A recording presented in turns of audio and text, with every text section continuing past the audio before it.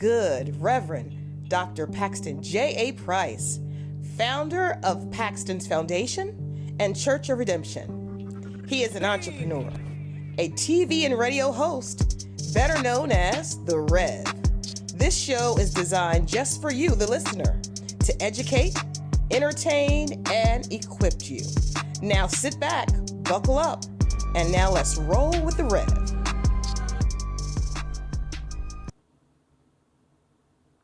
America, you know what time it is. Your main man, Red Faith in Sports. You know what we do every episode. We apply the word of God to the world of sports. And Ryan, let me tell you something. I want to start off with the Philadelphia 76ers. And I think we got a problem with Embiid. Huge problem. We got a knee problem with a guy who didn't finish the season last year. I don't understand. What's wrong with your knee? Rev, I'm tired, man. I said it 2 years ago. I got a whole bunch of flack. Yeah. People told me that, I was talking crazy. I ain't know much about football, all this stuff. Basketball. Right. But Embiid has had injury problems most of his career. Yeah. But a few years ago, he was struggling most of the year. We got into the playoffs, and you went up against Boston. You were up 3-2. And you lost in 7 games. And this game 7, you only put up 9 points. Right. As the best player on the court, you're only putting up 9 points. And after the game, you said, my knee messed up. My knee was giving me problems, and I just couldn't. I didn't have no burst. I said, you got to get rid. It's time to go, man. It's time to go. Now you in a situation where now you stuck because you owe this man a whole bunch of money. A whole bunch of money. I don't know, Rev. It's what I don't understand is you didn't finish the year, so I would assume your knee is resting. Off season, I assume your knee is resting. Now you saying that you won't be able to play in the beginning of the year. What's wrong? How can your knee be so messed up that all this rest is doing it no good? And it's got to be really bad because for the GM to say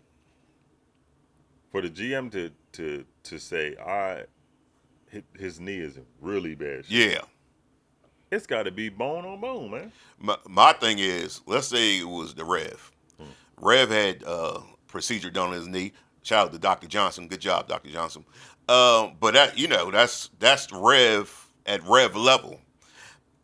When you're talking about Embiid's knee, you're talking about an NBA medical level where an NBA team that invests millions of dollars can invest in a doctor and procedures, and his knee is still not ready months. I'm talking about 10, 11 months later. Like something's wrong. He only and the thing about it, Rev, he only played 30-something games this year. He only played last year. He only played 30-some games.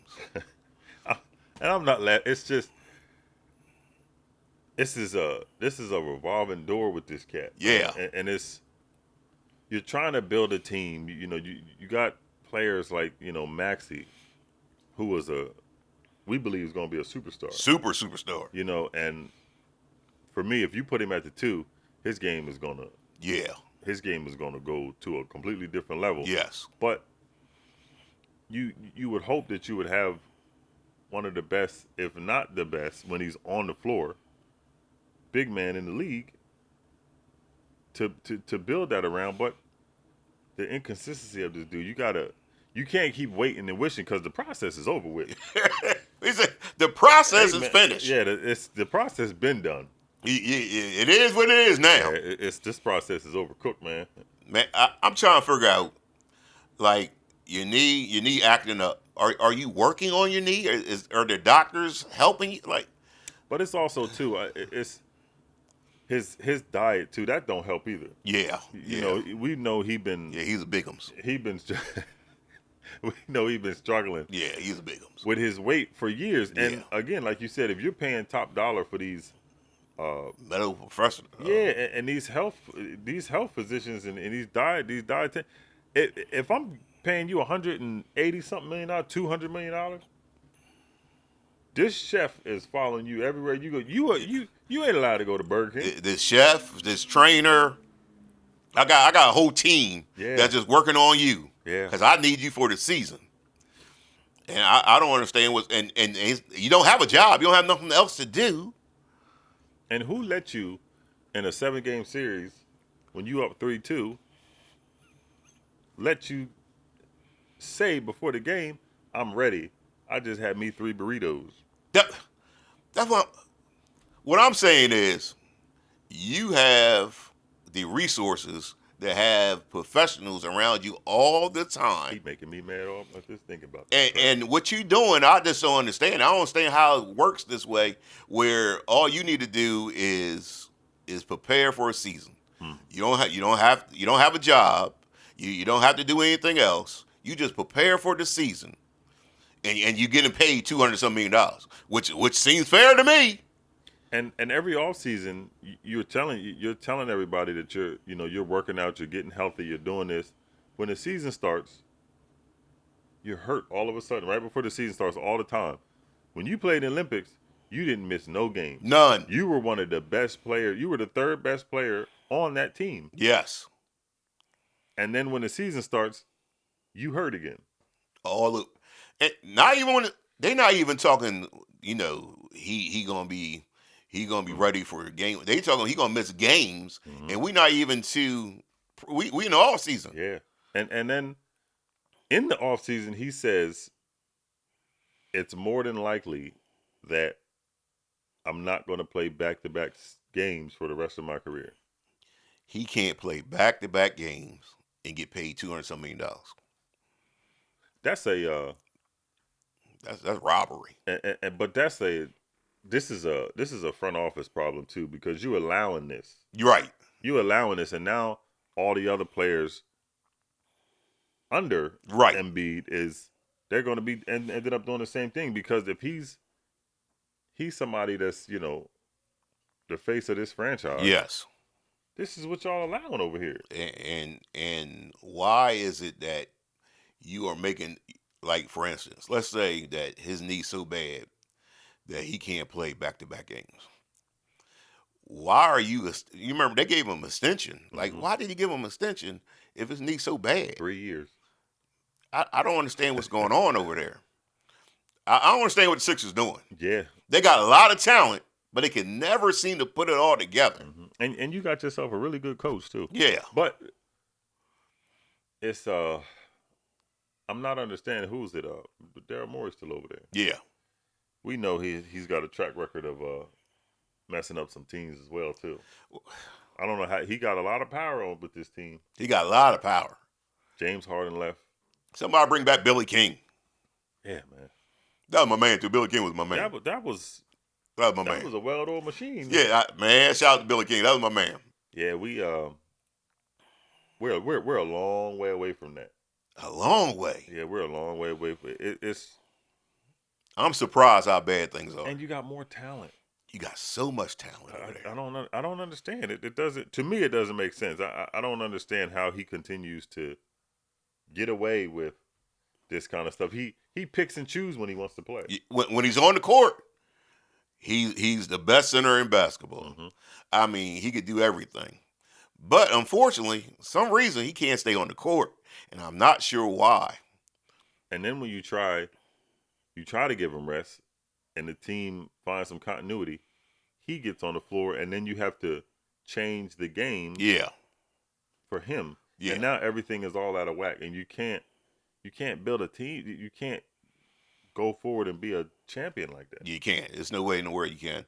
So we just hope he get healthy. We hope, the right doctor looks at the knee and say, this is what we could do. Might need to lose some weight.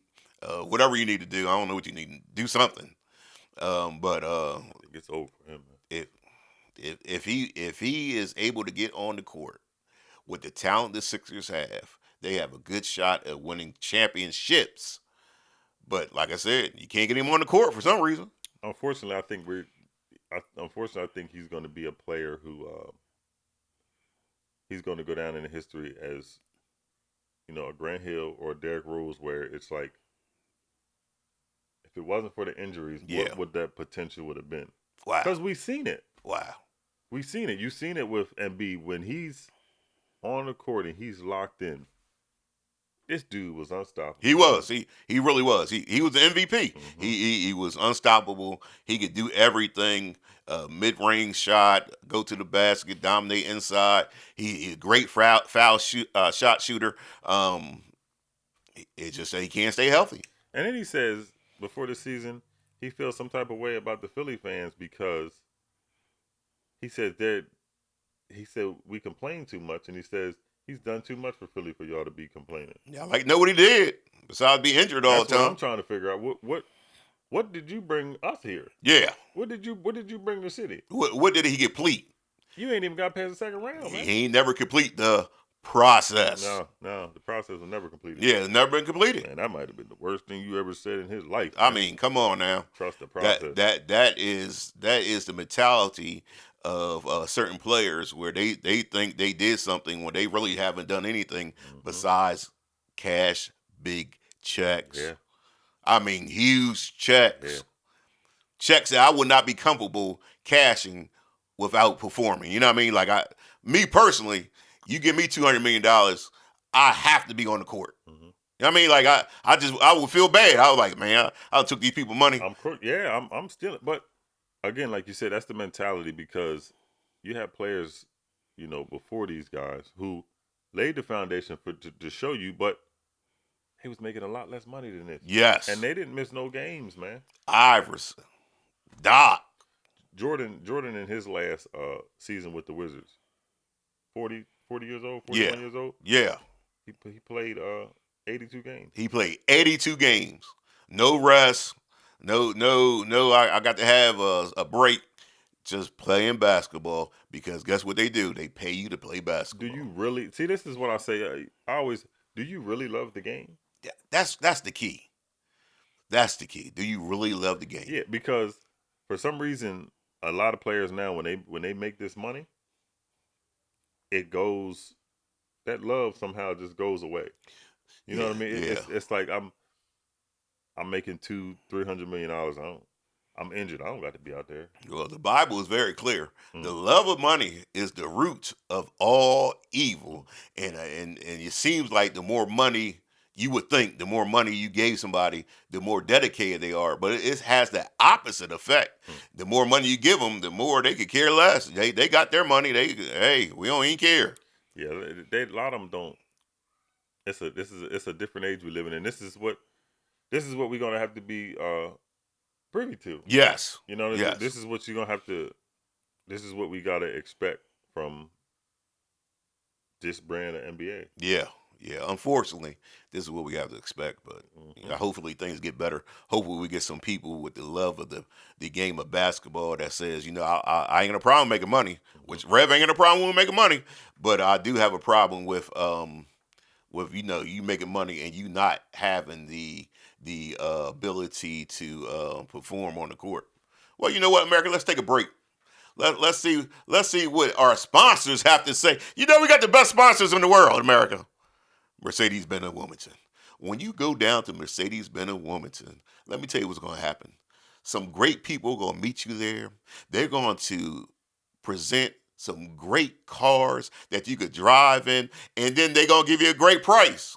Mercedes-Benz of Wilmington. You want to go down there and get your next luxury car. You want to ride with the best. Just like the Rev, when you're riding with the best, we're going to roll to the top. Mercedes-Benz of Wilmington.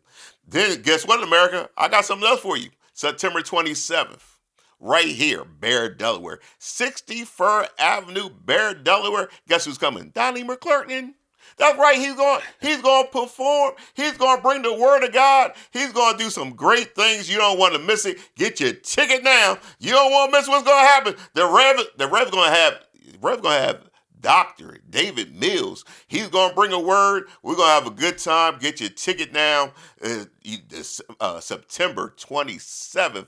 Don't miss it. Well, Ron, let's get back to, we talking about the Sixers, but I want to switch gears. Let's go NFL. Because we got some people that they want some money. They want some extra money.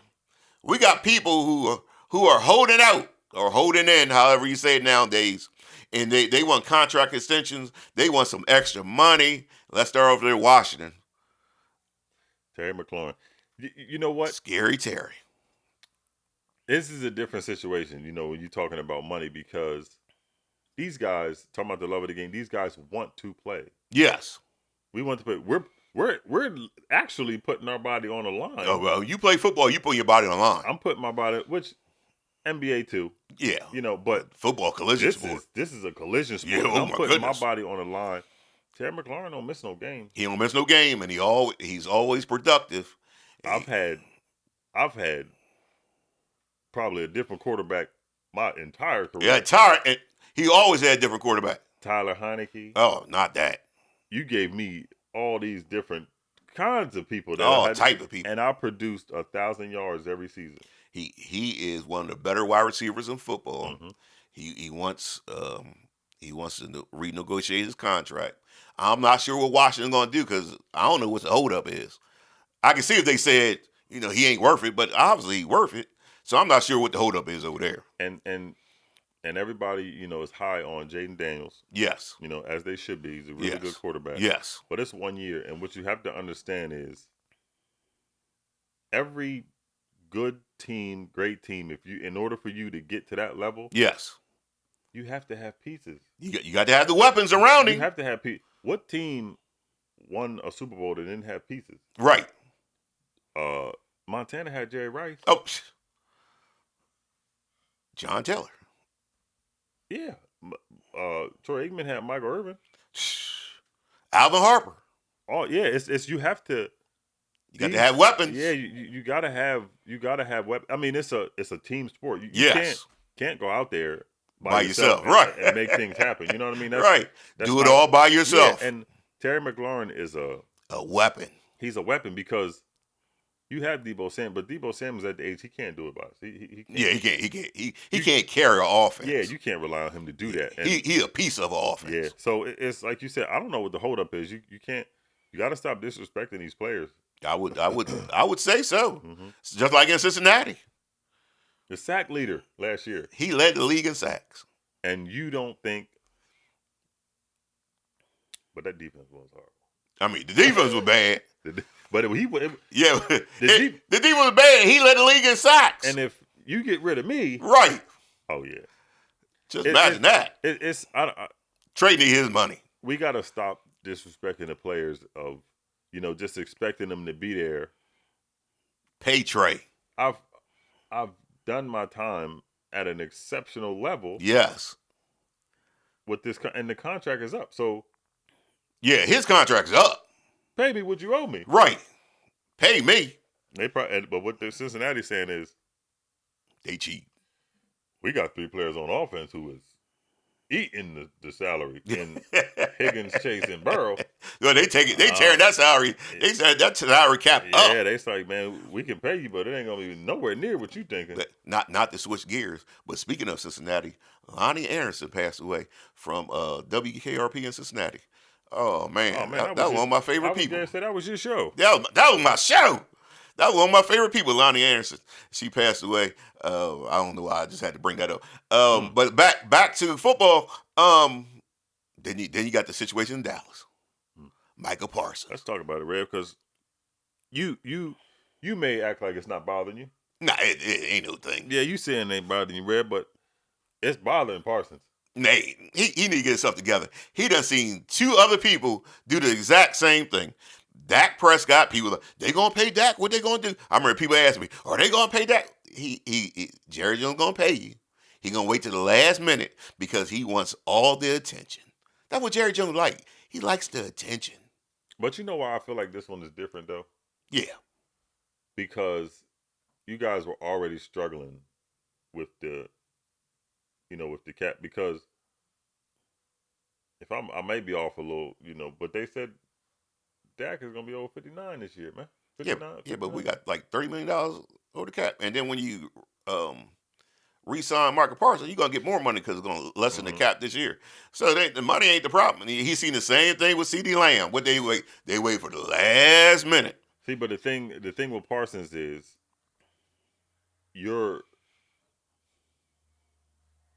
you want to talk to me instead of talking to somebody else. That's not how the business works. Yeah, but you know, Come Jerry, on, Jerry old. Come on, Jerry. This I mean, this, Jerry like 100 years old. yeah. He might not know. 120. He he's making unnecessary TV for the team. You say it's unnecessary, but what it does is It's helping him. It ain't helping, it's helping him. It ain't helping the team though.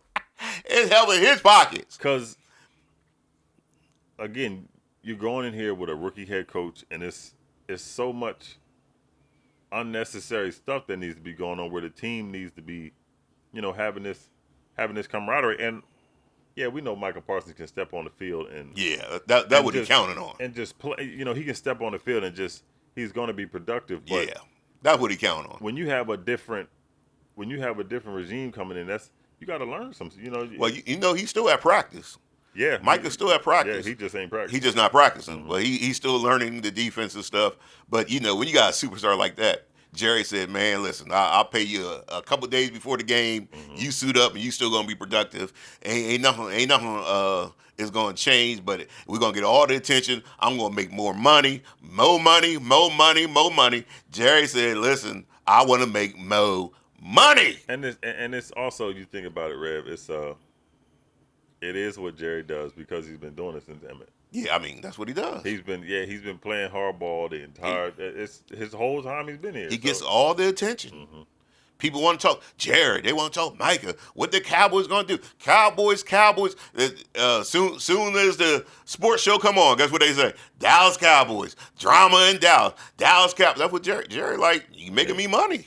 Yeah, because once the season starts, it's like, all right, I had everybody here. Yep. So now the season start. Come on. Yep. Come on, let me give you this money. Yeah. Just like he did that. Just like he did C.D. Lamb. Just like he gonna do Micah Parsons. Yeah, it's a. Even though this has changed, this has morphed into something different because It's becoming disrespectful. Well, Back what I'm and saying forth. is it has caused ripples all over the entertainment field.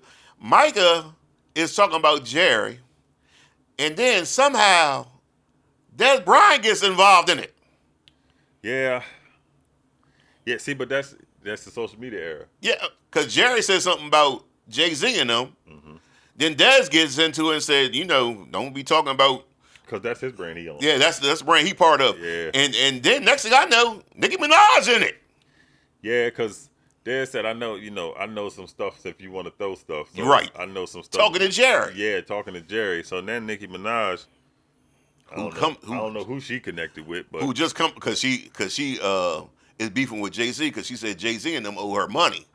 oh, But why she jumped into Dez's conversation with Jerry Jones is the part I don't understand. and then why are you offering your husband up to fight somebody? Because Dez and Nicki going back and forth, and then she says about Dez having being charged with Hitting his mom, which was dropped, by the way. Mm-hmm. And then Dez says, "Well, your husband, he got some issues of his own. Yeah. He was in jail for having young girl around, Yeah. underage." And then next thing you know, Nicki was like, "I'll give you $10 million, fight my husband." Doggone well, it ain't gonna work out. Yeah, the husband saying, "Why are you volunteering me What the- to fight somebody?" Nicki Minaj's husband was like, "Wait a second, Yeah, he probably said, "What? hold on." How'd I get into this?" He said, "Dez, I always liked you as a football player, Dez." Yeah, because Dez Bryant is somebody you don't. Nah. Dez Bryant has he's just one of them guys, man. Yeah, Leave him alone, man. Dez Bryant is one of and you could go back and listen to people talk, one of the strongest wide receivers of all time in NFL. Dez Bryant is still young. He's still in shape. He played bully ball, man. Yeah, he pushed people around. He played bully ball, which that's the kind of football that I like. I mean, you know what I mean? Yeah. But what you don't want to do is say, my husband going to fight you for $10 million. You know what? Your husband ain't fighting nobody, especially not Dez Bryant. Yeah, I don't need my. Why I got to come home with a black eye? Right. You want to Why I got to get knocked out? Because you want to talk crazy. Yeah, you talking crazy. Don't get me in the ring.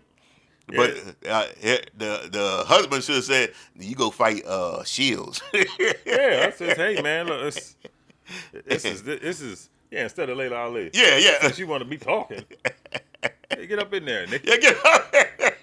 See, that's the kind of stuff.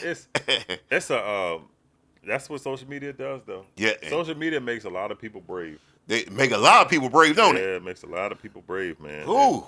It's a different thing when you're sitting in front of somebody than to talk behind the computer. It's real easy to talk behind that computer and send somebody's face. And Dez Bryant is like, yeah, Dez Bryant, like, okay, yeah, all right.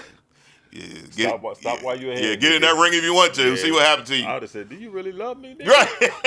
Do you really love me, What, she Nick? want a new husband or something? What's happening here? What I got? Insurance policy out on me or something? Yeah, What I'll say this though, I got to watch my wife, because my insurance policy is they up my insurance policy, and I noticed my wife looking at me in the middle of the night. I wake up, she looking at me all strange. Like, what you looking at me for? You opening the cabinet stuff. Yeah, I know that. She hollering about $2 million. What? $2 million? What? What are you talking about? I got to put a camera in my room, make sure everything okay. Because that money changes people. The love of money is the root of all evil. America, we have a good time. I'm glad you joined us. Faith and Sports is what we do every episode. You don't want to miss not one episode. America, here we go. Here we go.